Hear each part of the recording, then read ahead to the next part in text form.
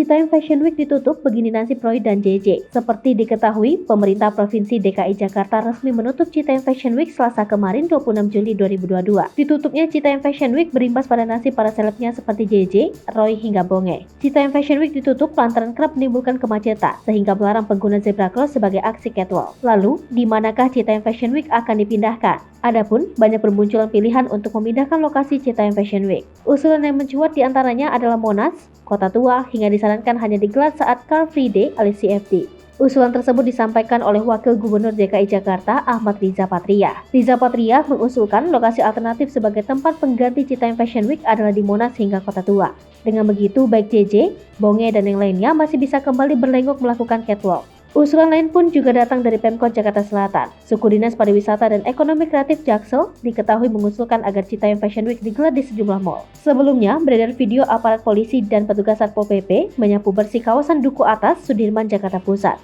dengan menutup kegiatan Citayam Fashion Week. Terlihat dari unggahan akun Instagram @rupi_gosip memperlihatkan sejumlah petugas Satpol PP dan polisi tengah berjaga di sana. Polisi tampak memblokade zebra cross yang biasa digunakan untuk catwalk. Mereka menghimbau agar zebra cross yang tadinya dijadikan runway kembali berfungsi seperti seharusnya, sehingga kegiatan yang sering dilakukan JJ Selebeu CS kini benar-benar tidak akan ada lagi.